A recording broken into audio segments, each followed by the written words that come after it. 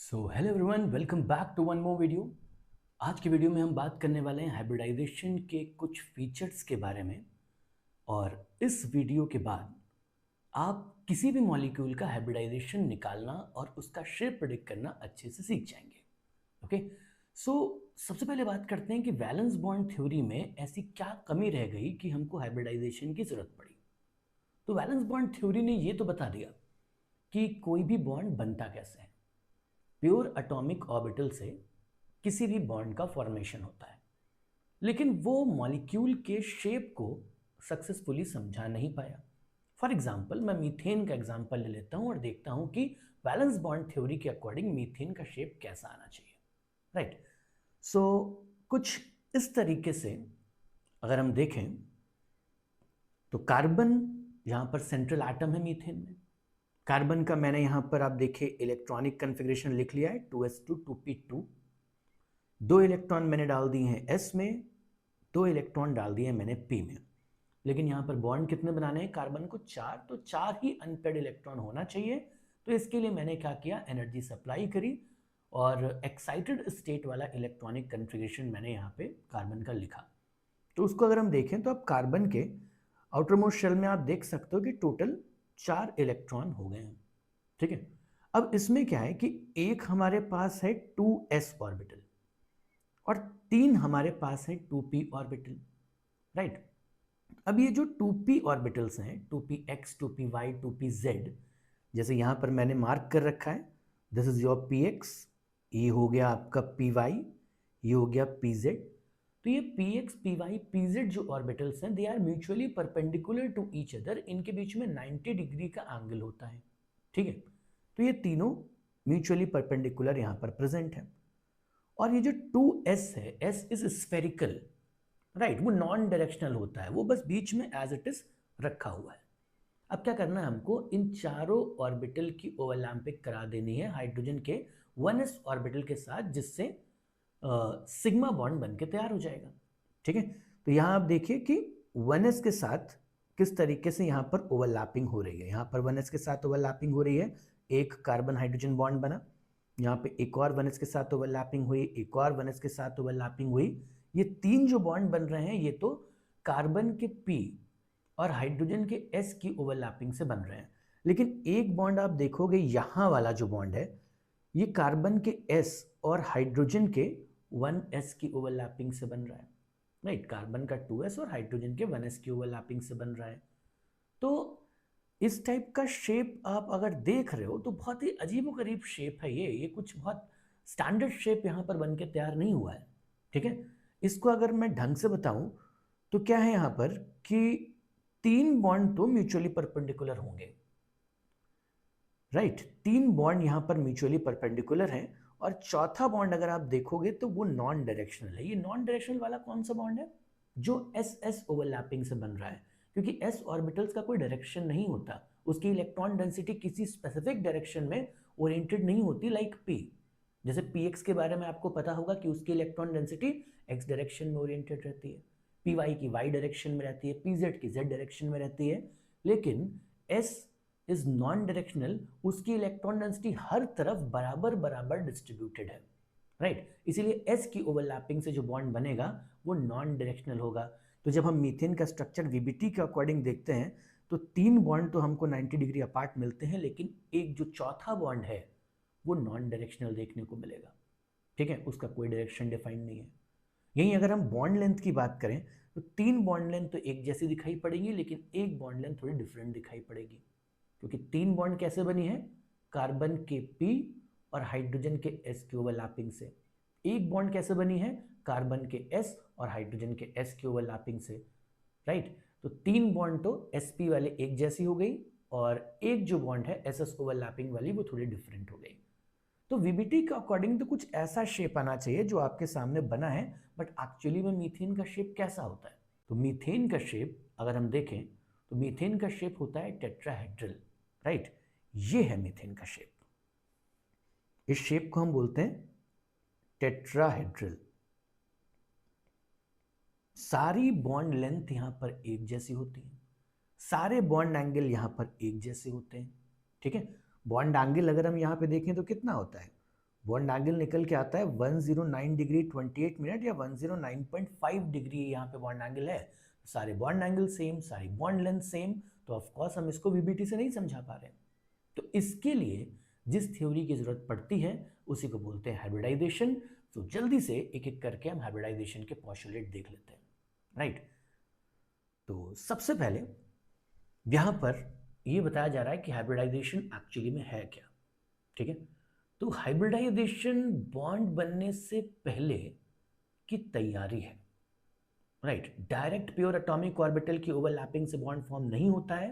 पहले क्या होगा, क्योंकि वो pure atomic orbitals different shape के हैं, डिफरेंट एनर्जी के हैं, तो इसीलिए क्या होता है कि पहले उनकी इंटरमिक्सिंग करा के कुछ नए ऑर्बिटल बनाए जाते हैं जिनको हम हाइब्रिडाइज ऑर्बिटल बोलते हैं, और उसके बाद आगे बॉन्ड फॉर्मेशन होता है। तो यही बात यहां पर बताई जा रही है कि हाइब्रिडाइजेशन एक्चुअली में क्या है। Hybridization is intermixing, right. यहां पर फोकस करना, hybridization is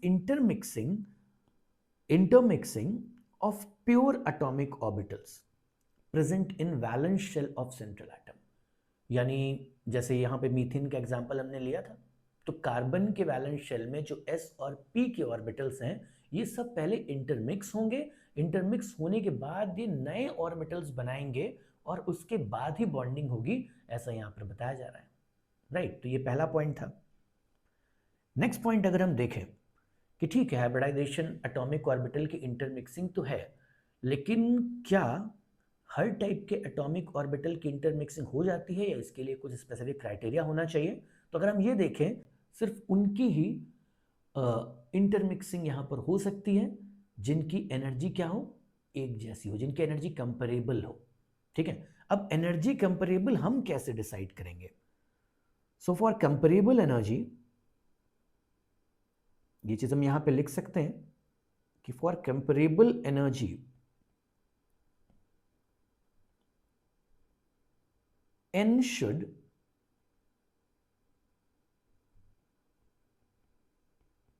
either be same, n क्या है यहां पे, principal quantum number. So for comparable energy n should either be same or there will be maximum difference of 1, there will be maximum difference of 1। तो ये बोल रहा है कि कंपेरेबल एनर्जी हम कैसे डिसाइड करें। तो या तो n की वैल्यू सेम रख लो, राइट। जैसे 2s है 2p है, करा दो इंटरमिक्स, n की वैल्यू सेम है। या तो उसमें एक का डिफरेंस हो मैक्सिमम, जैसे अगर हमको 4s 4p और 3d को इंटरमिक्स कराना है, तो यहां पर देखोगे कि एक का डिफरेंस है। मैंने क्या बोला, मैं लिख देता हूं, जैसे 2s और 2p वालों को इंटरमिक्स कराना है, n की वैल्यू सेम है, they have same energy, right. लेकिन अगर मुझे इंटरमिक्स कराना है 3d 4s और 4p को, तो इनके लिए सबके लिए n की वैल्यू सेम नहीं है। s और p वालों के लिए तो सेम आ रही है, लेकिन d वालों के लिए देखें तो n की वैल्यू एक कम आ रही है, बट इनकी भी एनर्जी आसपास होती है, तो इनकी भी इंटरमिक्सिंग हो जाती है, ठीक है। सो कंपेरेबल एनर्जी वाले एटॉमिक ऑर्बिटल ही इंटरमिक्स होंगे, इस बात का ध्यान रखना है, राइट। नेक्स्ट पोस्टुलेट की तरफ चलते हैं। तो नेक्स्ट पोस्टुलेट ये बोलता है कि any type of atomic orbital can participate in hybridization. Any type से हमारा क्या मतलब है, एनी टाइप से हमारा मतलब है चाहे वो हाफ फिल्ड हो, चाहे वो फुल फिल्ड हो, या वो वेकेंट हो, इट कैन अंडरगो हाइब्रिडाइजेशन। क्योंकि hybridization is intermixing of atomic orbital, electron की इंटरमिक्सिंग नहीं है वो। ये तो डेफिनेशन में ये बोला जाता है ना कि hybridization is intermixing of atomic orbital. अब क्या फर्क पड़ता है कि वो एटॉमिक ऑर्बिटल आधा भरा हुआ है, पूरा भरा हुआ है, या भरा ही नहीं हुआ है, राइट। किसी भी सिचुएशन में atomic orbital can undergo intermixing, और एक बार ये एटॉमिक ऑर्बिटल इंटरमिक्स हो गए तो उसके बाद क्या होने वाला है, नेक्स्ट पॉइंट में देखते हैं। जितने एटॉमिक ऑर्बिटल इंटरमिक्स हुए हैं उतने ही नए हाइब्रिडाइज ऑर्बिटल बनने चाहिए, इस बात का ध्यान रखना है, राइट। जैसे मैं इंटरमिक्स कराता हूं एक s और एक p। अब ये p कुछ भी हो सकता है, इट कैन बी px और py और pz, वो आपकी इच्छा अनुसार आप कुछ भी ले सकते हो। लेकिन जब हमने एक s और एक p को इंटरमिक्स कराया तो कितने नए हाइब्रिडाइज्ड ऑर्बिटल बनेंगे अगर हम ये देखें, क्योंकि दो की इंटरमिक्स हुई है तो दो नए हाइब्रिडाइज्ड ऑर्बिटल बन के तैयार होंगे और उस हाइब्रिडाइजेशन को हम बोलेंगे sp हाइब्रिडाइजेशन। ओके, एक s एक p sp, ऐसे एक s दो p होता तो sp2, एक s तीन p होता तो sp3, मतलब जो लिखा हुआ है वही उसका हमको नाम बोल देना है। ठीक है, तो जब हमने एक s और एक p की इंटरमिक्सिंग कराई तो दो नए हाइब्रिडाइज्ड ऑर्बिटल बन के तैयार हो गए sp हाइब्रिडाइजेशन के। ठीक है, ऐसे ही हो सकता है मैं एक s और दो p ले लेता। अब ये p भी कुछ भी हो सकता है, px py हो सकता है। ठीक है, या हो सकता है कि px py ना हो, py pz हो, या हो सकता है कि py pz ना हो, px pz हो।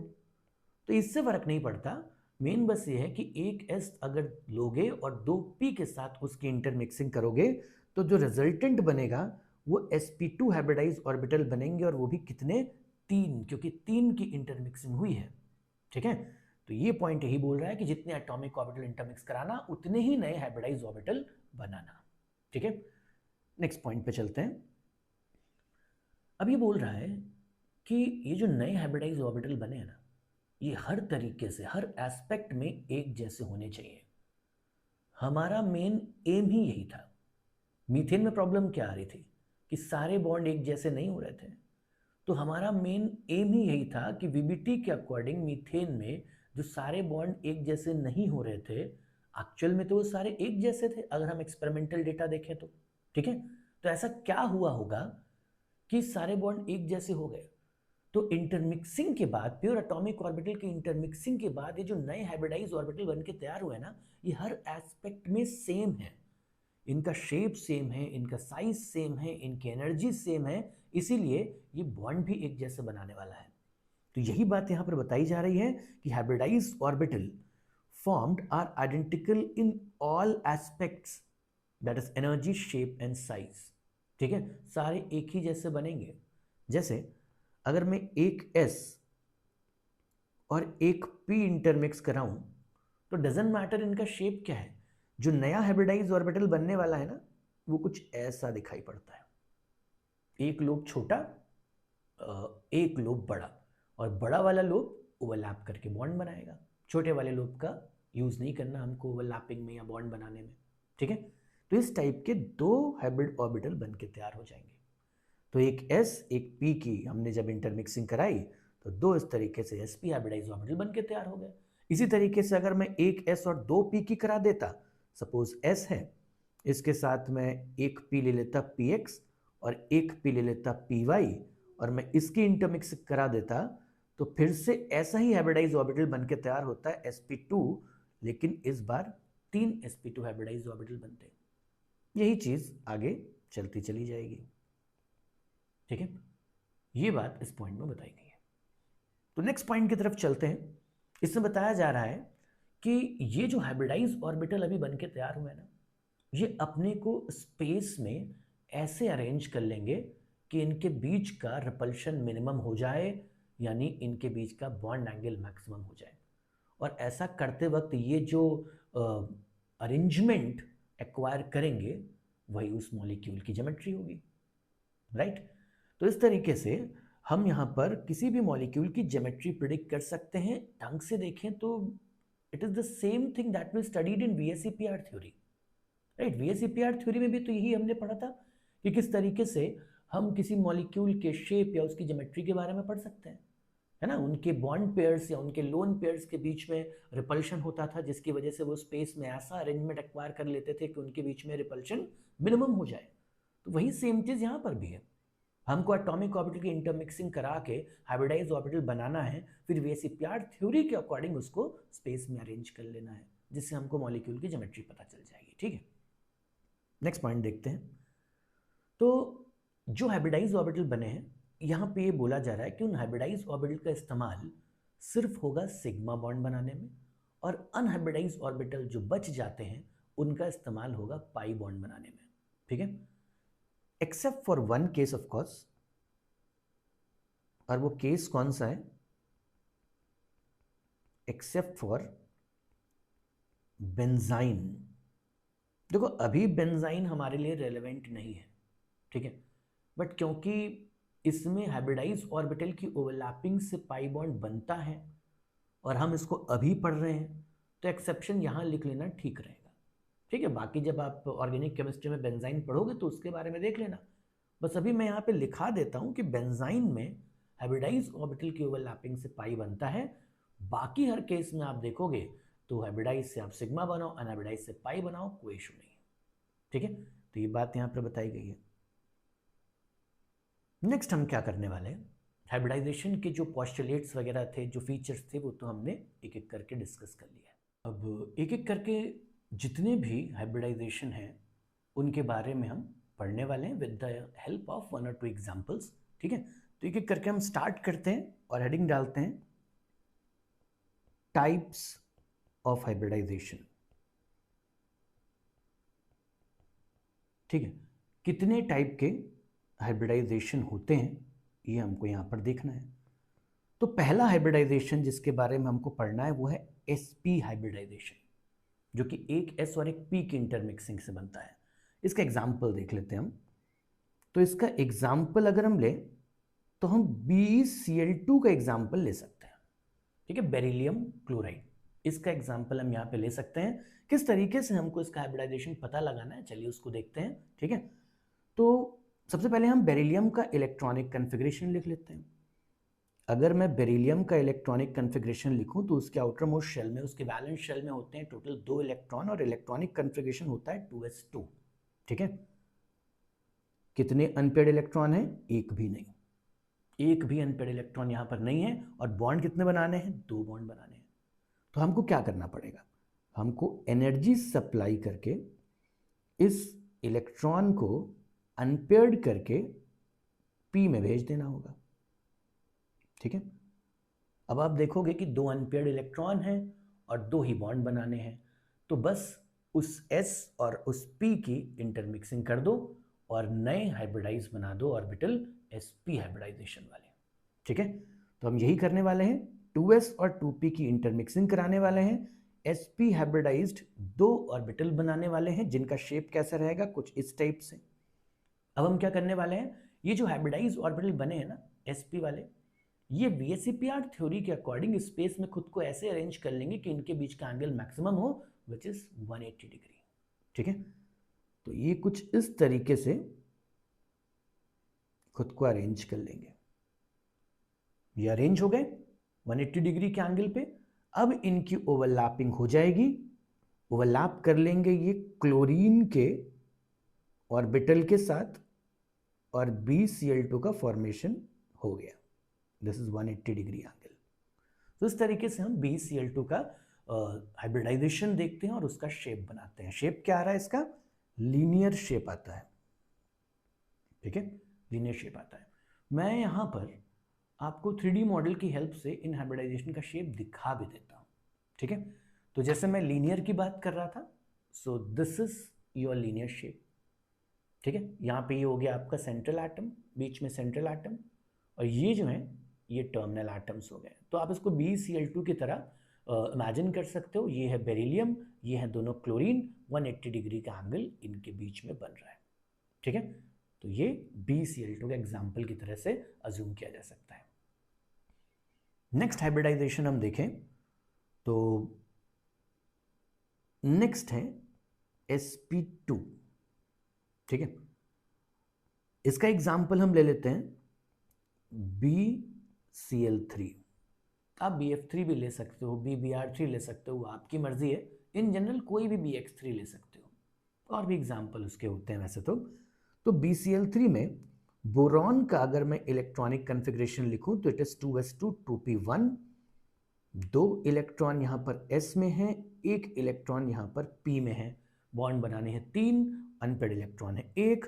ऑफ कोर्स क्या करना है हमको, एनर्जी सप्लाई करके इलेक्ट्रॉन को अनपेयर्ड करना है और भेज देना है p में। अब 3 अनपेयर्ड इलेक्ट्रॉन पहुंच गए, एक 2s में और 2 2p में।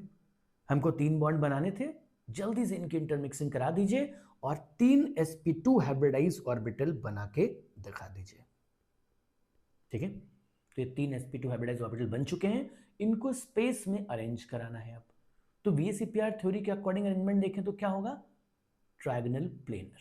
ठीक है, तो ये तीनों क्या करने वाले हैं, खुद को स्पेस में कुछ ऐसे अरेंज कर लेने वाले हैं, एक ये हो गया, एक ये हो गया और एक ये हो गया। ठीक है, ट्रायगोनल प्लेनर वे में ये इसको अरेंज कर लेंगे खुद को, और फिर इसकी ओवरलैपिंग हो जाएगी क्लोरीन के साथ, जिससे BCl3 बन के रेडी हो जाएगा। ठीक है, तो ये 3 सिग्मा बॉन्ड यहाँ पर बोरॉन के हाइब्रिडाइज ऑर्बिटल और क्लोरीन के ऑर्बिटल के बीच में बन चुके हैं। बॉन्ड एंगल क्या होता है यहाँ पे, 120 डिग्री। शेप क्या होता है, शेप होता है ट्राइगोनल प्लेनर, ये इसका शेप है, राइट। अगर मैं मॉडल के हिसाब से देखूं तो कुछ इस तरीके से आता है ट्रायगोनल प्लेनर। ठीक है, देख लीजिए, ये ट्रायगोनल प्लेनर है, एक बॉन्ड ऐसे, एक बॉन्ड आपकी तरफ, एक बॉन्ड आपसे दूर। आप इसको ऐसे भी देख सकते हो, दिस इज ट्रायगोनल प्लेनर। ये जो बॉन्ड एंगल आपको दिख रहे हैं, यही बॉन्ड एंगल 120 डिग्री के यहाँ पर बनाए गए हैं, राइट। ये ट्रायंगल प्लेनर स्ट्रक्चर है। सेंटर वाला आप बोरॉन मान सकते हो या आप क्लोरीन मान सकते हो, और दो क्लोरीन के हिसाब से एटम थोड़े छोटे हैं बट मानना ही तो है, तो इनको क्लोरीन मान सकते हो। ठीक है, तो ये ट्रायंगल प्लेनर स्ट्रक्चर है BCl3 का। सो लेट्स मूव हेड और हम बात करते हैं अब sp3 हाइब्रिडाइजेशन के बारे में।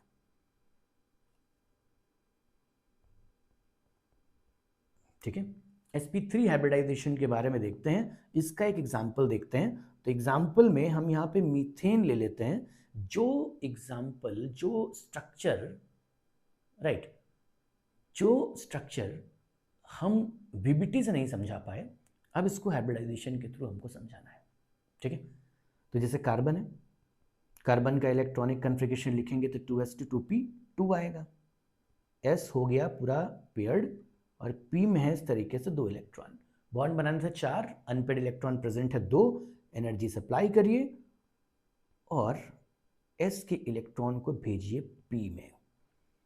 अब आप देख सकते हो कि 4 अनपेड इलेक्ट्रॉन है, 4 ही बॉन्ड बनाने हैं, जल्दी से आप इनकी इंटरमिक्सिंग करा सकते हो और 4 sp3 हाइब्रिडाइजेशन वाले ऑर्बिटल बना सकते हो।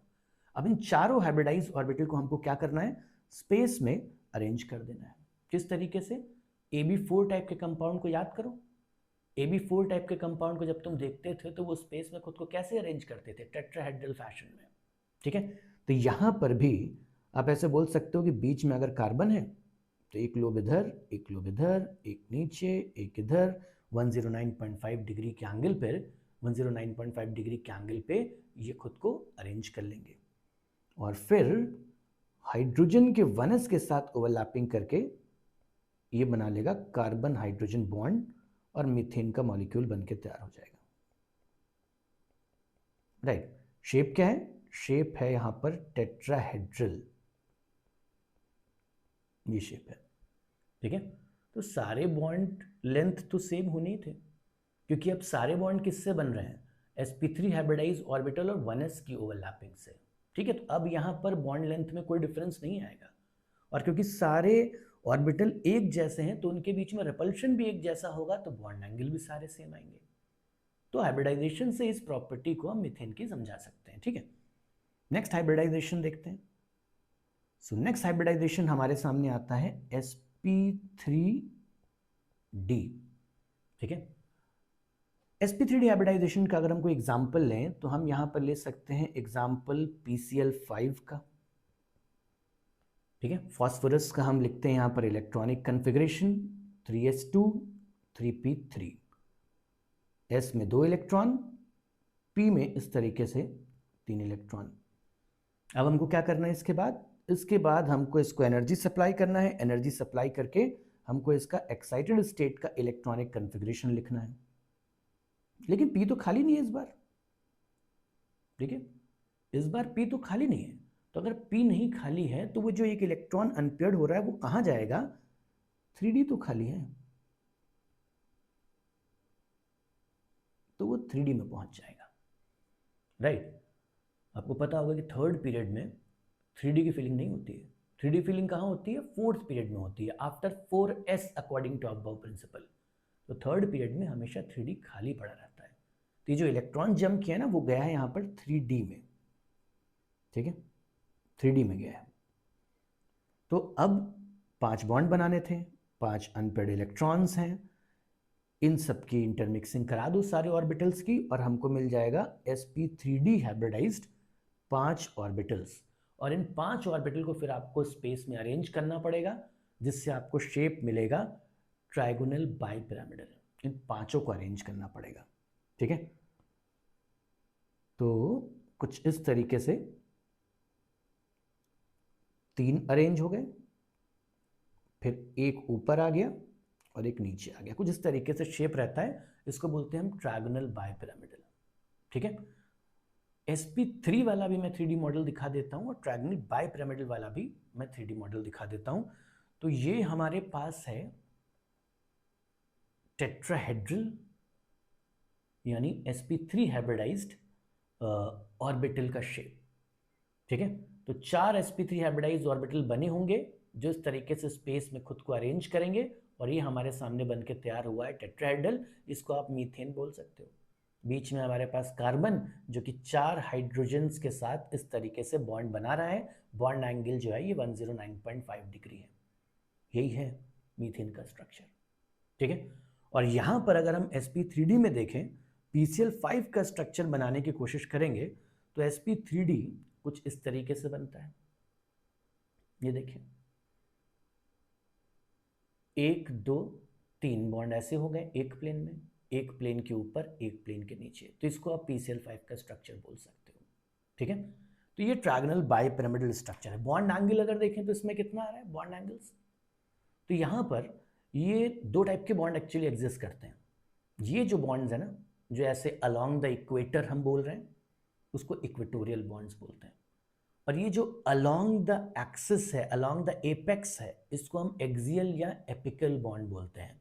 और इसका जो एंगल है ना, इन सभी इक्वेटोरियल बॉन्ड्स के साथ 90 डिग्री का होता है। ये देखो, ये 90 डिग्री है, इधर भी 90 डिग्री है, इधर भी 90 डिग्री है। नीचे वाला बॉन्ड इसी तरीके से वो भी तीनों के साथ 90 डिग्री बना रहा होता है। तो 3 90 डिग्री के बॉन्ड ऊपर, 3 90 डिग्री के बॉन्ड नीचे, यानी टोटल 6 90 डिग्री के एंगल यहाँ पे रहते हैं। और इन इक्वेटोरियल बॉन्ड्स के बीच में जो एंगल है वो 120 डिग्री का रहता है, ठीक है। तो ये है sp3 हाइब्रिडाइजेशन में बनने वाला शेप। तो यहां पर फास्फोरस इस तरीके से हाइब्रिडाइज होके 5 ऑर्बिटल बनाएगा, जो कि इस तरीके से खुद को स्पेस में अरेंज कर लेंगे, और फिर वो अपना क्लोरीन के साथ ओवरलैपिंग करके ऐसे PCl5 बना देंगे, ठीक है। तो शेप क्या हो गया यहां पर, ट्राइगोनल बाइपिरामिडल। अभी मैंने शेप दिखाया था ना, तो ये बन गया ट्राइगोनल बाइपिरामिडल, ठीक है। अच्छा, इसके बारे में एक बहुत इंपॉर्टेंट बात मैं करना चाहूँगा, ठीक है। क्या है वो इंपॉर्टेंट बात, PCl5 बनाने को मैंने बोला तो आपने बड़ी आसानी से बना दिया होगा, लेकिन अभी अगर मैं आपके सामने 2 केस रख दूं, एक तो PCl3F2 और एक PF3Cl2, तो हो सकता है थोड़ी परेशानी हो। तो उस परेशानी को दूर करने के लिए मैं आपको कुछ समझाता हूं, उसको थोड़ा सा अच्छे से देखिएगा। तो यहां पर बात यह है कि जो sp3d हाइब्रिडाइजेशन है, माना जाता है कि ये 2 हाइब्रिडाइजेशन से मिलके बना होता है। और वो 2 हाइब्रिडाइजेशन क्या है, sp2 में अगर मैं मानूं कि s px और py इंटरमिक्स हुआ है तो बच गया pz, और उसके साथ जो d इंटरमिक्स होता है वो होता है dz स्क्वायर। तो दूसरा जो यहां पर है उसको हम बोल सकते हैं कि that is dz square and pz। तो sp3d के 2 पार्ट हो गए, एक sp2 इक्वेटोरियल वाले बॉन्ड्स जो बने हैं वो sp2 की वजह से हो गए। इसमें आप देखें, इक्वेटोरियल वाले बॉन्ड्स जो बने हैं ये sp2 के जैसे हो गए। अगर मैं ये ऊपर से और नीचे से निकाल दूं तो ये क्या है, sp2 का ही तो यहाँ पर स्ट्रक्चर आपको देखने को मिल रहा है, ट्रायंगल प्लेनर, ठीक है। और इन बॉन्ड्स को मैं अलग से देखूं तो ये इस टाइप से एक्सियल बॉन्ड्स हैं, अलोंग द एक्सिस है खाली।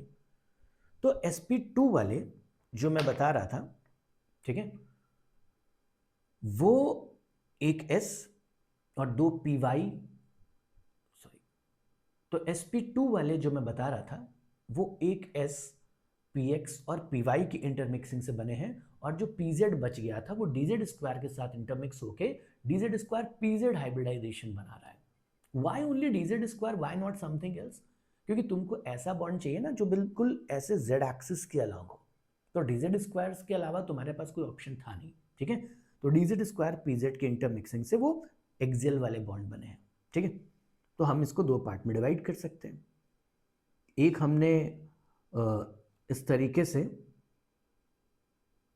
इक्वेटोरियल वाले बॉन्ड्स को बोल दिया, sp2 हाइब्रिडाइजेशन से इक्वेटोरियल वाला बॉन्ड बनेगा, और dz स्क्वायर pz से ये एक्सियल वाला बॉन्ड बनेगा। ये दोनों बॉन्ड अलग अलग टाइप के होते हैं।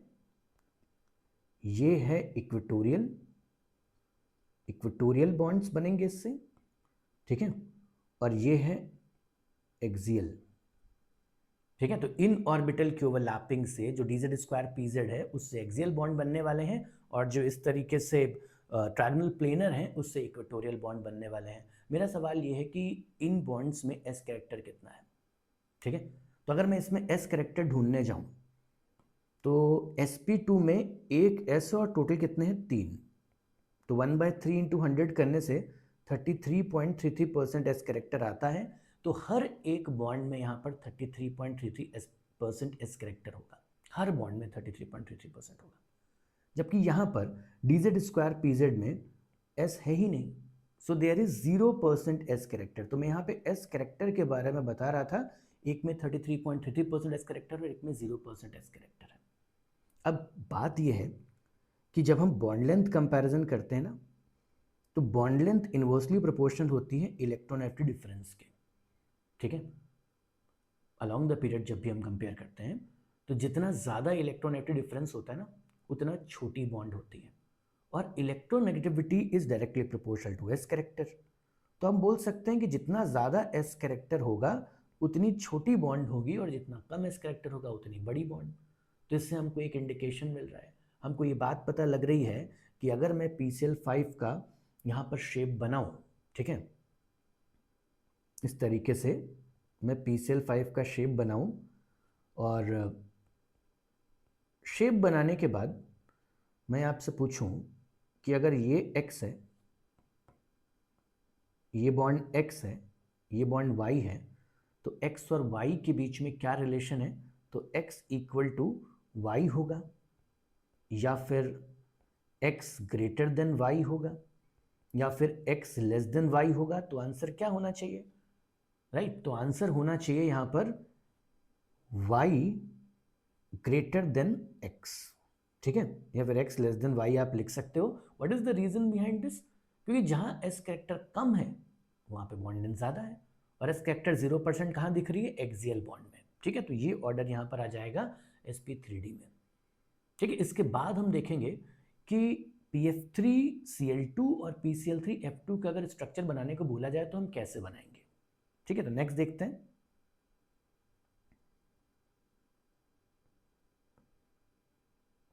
हमारे पास है PCl3F2 और हमारे पास है PF3Cl2। मुझे बनाना है इसका स्ट्रक्चर, ठीक है। तो एक रूल होता है बेंट रूल, जो आपको ध्यान रखना है इनका स्ट्रक्चर बनाते वक्त। बेंट रूल ये बोलता है कि more electronegative atom will always go to that position where s character is minimum. तो sp3d में जहां पे दो टाइप के बॉन्ड है, एस कैरेक्टर मिनिमम कहाँ आ रहा है, एक्सियल बॉन्ड पे। इसका मतलब मोर इलेक्ट्रोनेगेटिव एटम हमेशा हमको कहाँ रखना है, एक्सियल पोजीशन पर, ठीक है। तो आप रख दीजिए, 2 फ्लोरीन उठा के एक्सियल पे रखिए क्योंकि वो ज्यादा इलेक्ट्रोनेगेटिव है, और 3 क्लोरीन ऐसे इक्वेटोरियल पे रख दीजिए। अगले वाले में आप देखिए तो 2 फ्लोरीन पहले आप एक्सियल पे रखिए।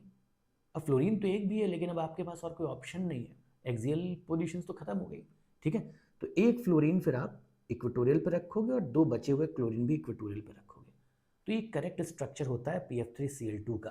बाय डिफॉल्ट क्या होता है, दिमाग में क्या आएगा कि हम सिमेट्रिकल स्ट्रक्चर बना लें, हम तीनों फ्लोरीन को रख देंगे इक्वेटोरियल पे, एक क्लोरीन ऊपर एक क्लोरीन नीचे, और सत्यानाश, ठीक है। तो इसीलिए बेंट रूल का ध्यान रखना इन स्ट्रक्चर को ड्रॉ करने से पहले। कौन से रूल की मैं बात कर रहा हूं, बेंट रूल, जो बोलता है कि more electronegative atom will go to that position where s character is minimum, ठीक है, so this was all about sp3d hybridisation. Last हम देखते हैं sp3d2। ठीक है, sp3d2 एग्जाम्पल में हम यहां पर ले सकते हैं SF6। यहां पर सल्फर का इलेक्ट्रॉनिक कन्फिग्रेशन अगर हम लिखते हैं तो क्या हो जाएगा? सल्फर का electronic configuration, sulphur is 3s2 3p4। Unpaired electron कितने? p में 4 भरने हैं ना, इस तरीके से 4 भर दो। 2 अनपेड इलेक्ट्रॉन है, लेकिन बॉन्ड कितने बनाने हैं? 6 बनाने हैं। तो ऑफकोर्स आपको क्या करना पड़ेगा? एक्साइटेड स्टेट वाला इलेक्ट्रॉनिक कन्फिग्रेशन तो लिखना ही पड़ेगा। इस तरीके से एक्साइटेड स्टेट वाला इलेक्ट्रॉनिक कन्फिग्रेशन लिखो, और ये जो 2 इलेक्ट्रॉन को आपने अनपेयर किया है ना, इसको भेजना पड़ेगा आपको डी में, इस तरीके से। ठीक है, अब 6 बॉन्ड बनाने थे 6 फ्लोरीन के साथ। ऑर्बिटल कितने हैं अब आपके पास? 6 है ना, तो इनकी इंटरमिक्सिंग करा दीजिए। तो sp3d2 यहाँ पर हाइब्रिडाइजेशन हो जाएगा, 6 sp3d2 हाइब्रिडाइज ऑर्बिटल बन के तैयार हो जाएंगे। फिर ये खुद को ऐसे अरेंज कर लेंगे कि इनके बीच का रिपल्शन मिनिमम हो, बॉन्ड एंगल मैक्सिमम हो, और ऐसे केस में क्या बनता है? Octahedral shape. ठीक है, तो SF6 जो बन के तैयार होगा वो आप इस तरीके से बना सकते हो। This is octahedral shape. ठीक है, तो इस तरीके से SF6 बन के तैयार हो जाएगा। ठीक है, तो सबके मैंने एक एक एग्जाम्पल तो ले लिए। नेक्स्ट वीडियो में मैं कुछ और एग्जाम्पल्स करा दूंगा। एक वीडियो मैंने सेपरेटली इस बारे में बनाया है कि किस तरीके से हम स्टेरिक नंबर रूल का इस्तेमाल करके हाइब्रिडाइजेशन तुरंत प्रिडिक्ट कर सकते हैं, और उससे हम उस मॉलिक्यूल की ज्योमेट्री और उसका शेप पता लगा सकते हैं। तो उस वीडियो को भी आप देखिए, उसमें भी आपको बहुत हेल्प मिलेगी। ठीक है, वो जल्दी करने के लिए है चीज़ों को। यहाँ पर मैं डिटेल्ड एक्सप्लेनेशन दे रहा था, इलेक्ट्रॉनिक कन्फिग्रेशन लिख के, ऑर्बिटल्स दिखा के, इंटरमिक्सिंग करके, ये सारी चीज़ें मैंने यहाँ पर बताई हैं। बस शॉर्टकट आपको मिलेगा उस वीडियो में जिसमें मैंने स्टेरिक नंबर कैलकुलेशन का यूज़ करके हाइब्रिडाइजेशन बताया है। ठीक है, तो अगले वीडियो में मिलते हैं, तब तक के लिए